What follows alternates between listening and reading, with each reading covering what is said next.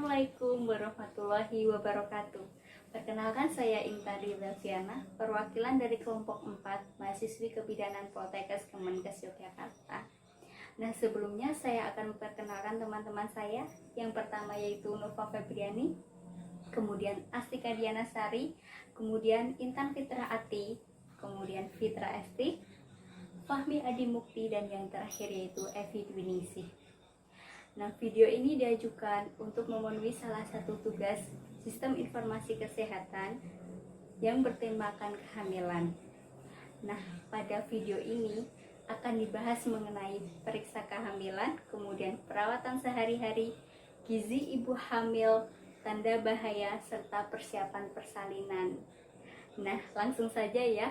Pada materi yang pertama akan disampaikan oleh Nova Febriani. Silakan. Halo, saya Nova Febriani akan memaparkan terkait periksa kehamilan. Periksa kehamilan. Pastikan ibu hamil mendapatkan pelayanan pemeriksaan kehamilan yang meliputi 1. Pengukuran tinggi badan cukup 1 kali dan penimbangan berat badan setiap kali periksa. 2. Pengukuran tekanan darah atau tensi. 3. Pengukuran lingkar lengan atas atau lila. 4. Pengukuran tinggi rahim atau tinggi fundus uteri. 5. Penentuan letak janin atau presentasi janin dan perhitungan denyut jantung janin. 6. Penentuan status imunisasi tetanus toksoid atau TT. 7. Pemberian tablet tambah darah. 8. Tes laboratorium. 9. Konseling atau penjelasan. 10. Tata laksana atau mendapatkan pengobatan. Perkenalkan, saya Astika Diana Sari. Di sini saya akan menjelaskan tentang perawatan sehari-hari pada ibu hamil. Perawatan sehari-hari pada ibu hamil. Yang pertama, makan beragam makanan secara proporsional dengan pola gizi seimbang dan 1 porsi lebih banyak daripada sebelum hamil. Minum tablet tambah darah 1 tablet setiap hari selama kehamilannya. Yang kedua, istirahat yang cukup. Tidur malam setidaknya 6-7 jam.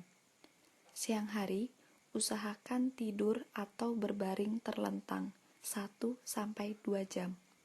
Yang ketiga, menjaga kebersihan diri seperti mencuci tangan dengan sabun dan menggunakan air bersih dan mengalir. Mandi dan gosok gigi 2 kali sehari, keramas atau cuci rambut 2 hari sekali, jaga kebersihan payudara dan daerah kemaluan, mengganti pakaian dan pakaian dalam setiap hari. Yang terakhir yaitu ada periksa gigi. Yang keempat, bersama suami lakukan stimulasi janin dengan cara sering berbicara dengan janin dan sering lakukan sentuhan pada perut ibu. Yang kelima, hubungan suami istri selama hamil boleh dilakukan selama kehamilannya itu dalam keadaan sehat. Halo, perkenalkan nama saya Intan Fitra Ati. Di sini saya akan menjelaskan tentang gizi untuk ibu hamil. Gizi untuk ibu hamil. Porsi sekali makan ibu hamil. Yang pertama ada makanan pokok, yang kedua ada lauk pauk, yang ketiga ada buah-buahan, yang keempat ada sayuran, dan yang kelima ada air putih. Makanlah dengan pola gizi seimbang dan bervariasi. 1 porsi lebih banyak dari sebelum ibu hamil. Tidak ada pantangan makanan selama hamil. Cukupi kebutuhan air minum pada saat hamil. Kebutuhan air minum ibu hamil yaitu 10 gelas per hari. Jika dirasa mual, muntah, dan tidak nafsu makan, pilihlah makanan yang tidak berlemak dalam porsi kecil tetapi sering. Contohnya ada buah-buahan, roti, ubi, singkong, maupun biskuit. Ibu hamil dilarang untuk meminum minuman keras ataupun merokok. Jika minum obat, tanyakan kepada petugas kesehatan. Halo, saya Fahmi Adi Mukti akan menjelaskan tanda bahaya pada kehamilan. Tanda bahaya pada kehamilan yang pertama yaitu muntah terus dan tak mau makan, yang kedua demam tinggi, yang ketiga bengkak kaki, tangan, dan wajah, atau sakit kepala disertai kejang, yang keempat janin dirasakan kurang bergerak dibandingkan sebelumnya, yang kelima perdarahan pada hamil muda dan hamil tua, yang keenam air ketuban keluar sebelum waktunya. Adapun masalah lain pada masa kehamilan yaitu yang pertama, demam, menggigil, dan berkeringat. Bila ibu berada di daerah endemis malaria, menunjukkan adanya gejala penyakit malaria. Yang kedua, terasa sakit pada saat kencing atau keluar keputihan atau gatal-gatal di daerah kemaluan. Yang ketiga, batuk lama, yaitu lebih dari 2 minggu. Yang keempat, jantung berdebar-debar atau nyeri di dada. Yang kelima, diare berulang. Dan yang terakhir, sulit tidur dan cemas Halo, berlebih. saya Fitra Esti Wulandari. Saya akan menjelaskan mengenai persiapan persalinan. Hal-hal yang perlu disiapkan dalam persiapan melahirkan yaitu yang pertama, tanyakan kepada bidan dan dokter tanggal perkiraan persalinan. Yang kedua, suami atau keluarga mendampingi ibu saat periksa kehamilan. Yang ketiga, persiapan tabungan atau dana cadangan untuk biaya persalinan dan biaya lainnya. Yang keempat, siapkan kartu jaminan kesehatan nasional. Untuk memperoleh kartu JKN, daftarkan diri Anda ke kantor BPJS Kesehatan setempat atau tanyakan ke petugas puskesmas. Yang kelima, rencanakan melahirkan ditolong oleh dokter atau bidan di fasilitas kesehatan.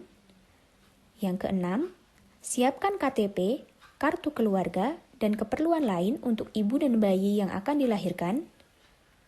Yang ketujuh, siapkan lebih dari satu orang yang memiliki golongan darah yang sama dan bersedia menjadi pendonor jika diperlukan.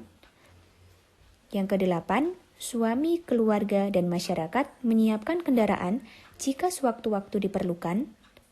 Yang kesembilan, pastikan ibu hamil dan keluarga menyepakati amanat persalinan dalam stiker P4K dan sudah ditempelkan di depan rumah ibu hamil. Dan yang terakhir adalah rencanakan ikut keluarga berencana atau KB setelah bersalin. Tanyakan kepada petugas kesehatan tentang tata cara ber-KB. Selanjutnya, tanda awal persalinan. Yang pertama adalah perut mulas-mulas yang teratur, timbul semakin sering dan semakin lama. Yang kedua adalah keluar lendir bercampur darah dari jalan lahir atau keluar cairan ketuban dari jalan lahir.